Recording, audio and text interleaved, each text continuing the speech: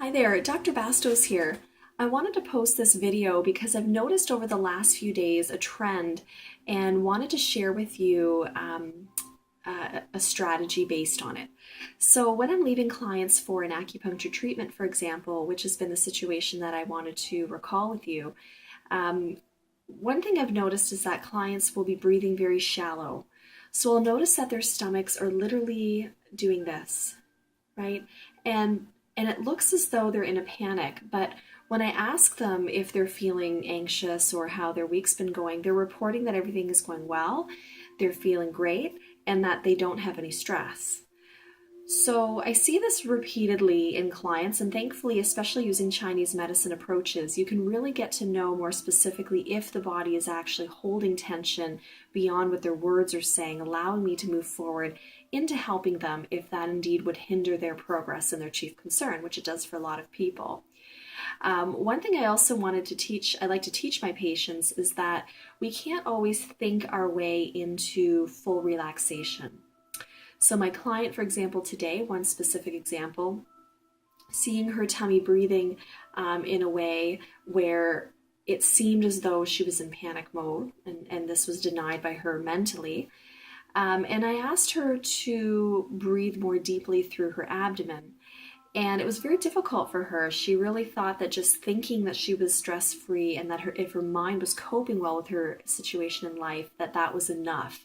But we really need to use physiology approaches to restore back actual relaxation when we're in that kind of prolonged state. So she is a newer mom and she's going through a lifestyle that's really unique to her, being as busy as she is.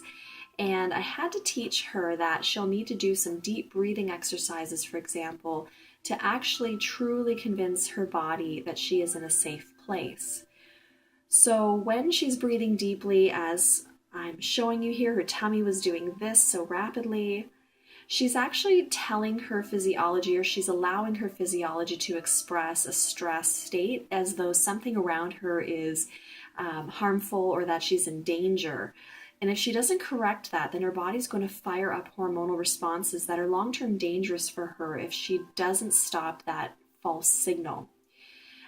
So I was teaching her a very simple approach that I'd like to also relate to you, where you breathe in through your nose as deeply as you can, through your tummy, blowing it up like a balloon, even if that's not quite accurate, but imagining that in order to do the activity.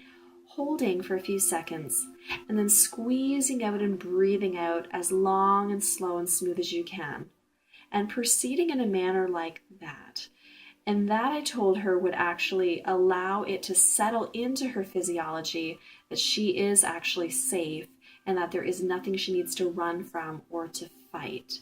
So that actually, although you hear a lot about breathing techniques, she didn't feel that a lot of people had explained it to her that way. She thought that by just thinking through the process of being relaxed, I am relaxed, I am relaxed, is kind of her approach, which, wording can help. But I've seen and believe and truly recognize in real life that you need to do a breathing technique alongside some positive words. And a wonderful woman, Eden, that I've been learning from, and I only learn from individuals where they truly exemplify in their lives the result that I'm looking for, and she is truly calm and centered. She taught me to use the words neutral, neutral, neutral while doing the in-breath through the nose, holding, and then breathing out through the mouth. And even slower than I'm showing you there. But pulling those two things together, even my client seemed to change her physiology by the end of the visit. And to be honest, we had tried other approaches and other days of breathing that weren't quite working as well. So it really seemed to be that once she understood the idea of, allowing your body to actually absorb the idea that she's safe, that really is what hit home for her. So I ask you to have a loved one watch you breathe, because you're not going to judge yourself as accurately. Lie down and literally try your best to be just in a neutral state, as if you were not being watched, if that's possible, but try your best. And have your loved one note if your tummy is fluttering and doing very shallow breaths, or are you actually taking a deep in-breath, hold, and then squeezing out more naturally. And making sure that the chest isn't, the area that's only breathing. We want to see movement down in the diaphragm and in the abdominal area to make sure you're getting a really deep, relaxing breath. So I hope you found this helpful.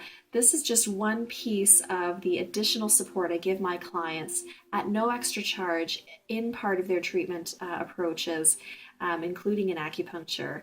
And I hope that you can use this yourself today in order to bring your physiology back into a place of knowing that it is safe and not firing out hormones that could actually be hindering your health and, in fact, creating an environment for illness and disease and lack of productivity.